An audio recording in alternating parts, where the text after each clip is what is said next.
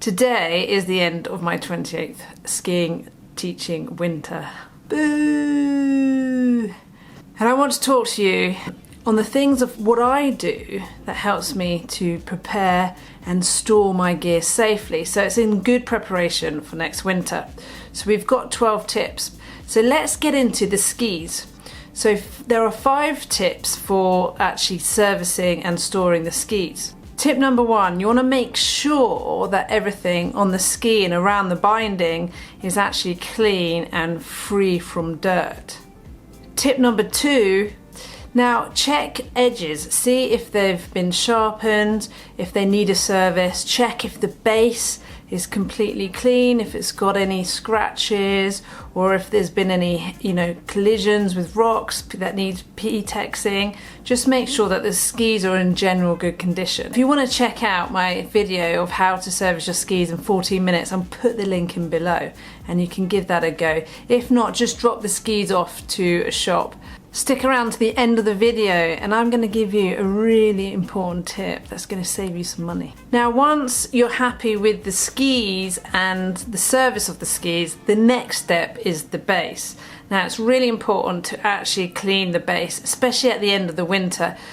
At the end of the winter, you find there's a lot of dirt and there's just a lot of grit and everything in the snow, so it gets into the base of your skis, so it's so important to brush that out and clean it out. And I often use hot wax, so with a cheap and old wax I'll just put on and actually melt the wax on the base, and then I will just scrape this wax off straight away.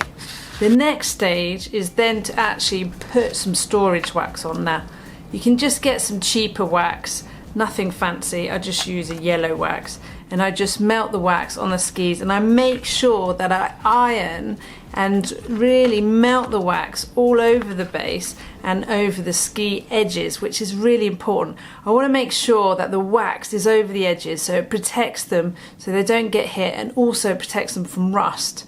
Rust is the biggest thing, your enemy when you actually put your skis away. So just get a normal grease, and I'll actually put the normal grease in the binding and around the binding, and that helps to protect it as well. Now, number 4, it's really important, the din setting.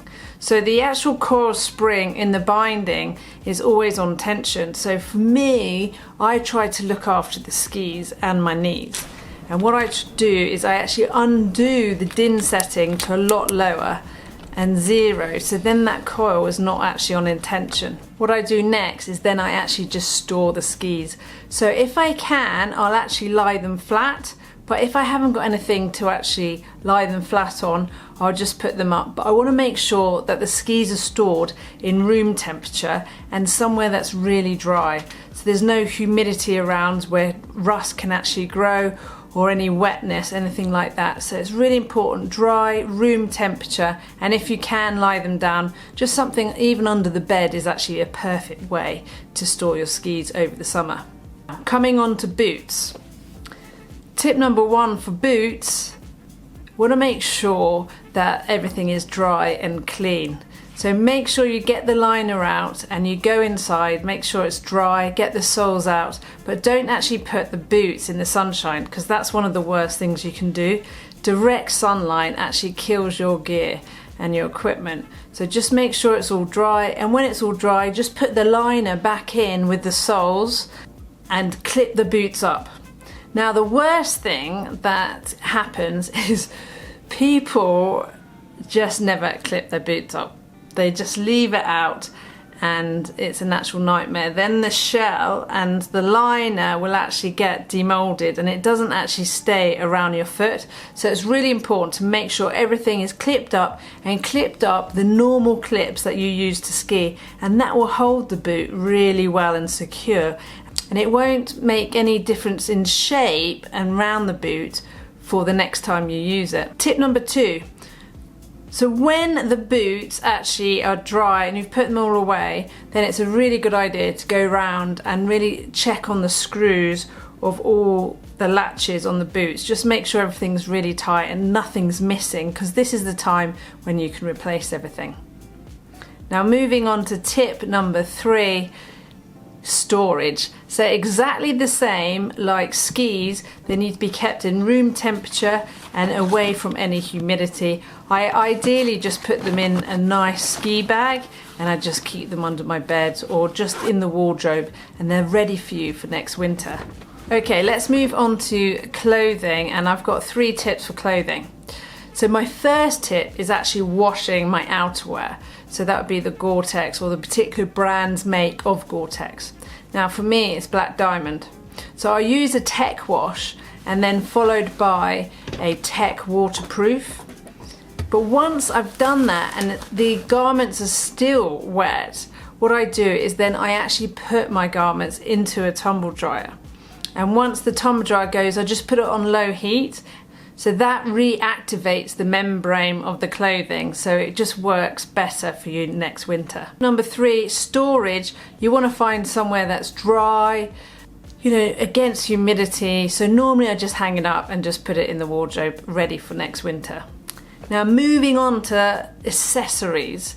A very similar thing, just 1 tip for accessories. Just go round all the accessories. I make sure that my goggles are literally clean, they're dry, and I put them in the bag so they're all ready. I make sure my gloves are in good shape.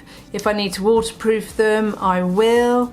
If not, I will just put them to one side, keep them nice and stored, dry, humidity. Sometimes I even just put it in a box and I just leave it. Now, thank you for watching to the end, because I've got my top tip to share with you.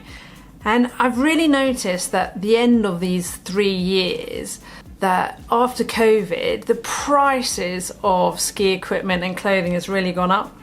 So I use Sport Pursuit. So Sport Pursuit is a really good second-hand man. It's basically a landing platform where you can buy the big brands at a lower price. So if you click onto the link down below. Now, if you do find this video a lot of value, just press that like button and subscribe. It really helps to make this channel grow. And the bigger this channel gets and the more it grows and the views, then it actually allows me to have more time to film, to invest in the equipment and actually get more videos so I can share them to you. You know, let me know what you do in preparation for, you know, the winter and storing your gear. And if you do got any ideas or any questions, just drop them below and I'll get back to you as soon as I can. Thanks for watching, everybody, and I'll see you in the next one. Boom. Today is the end.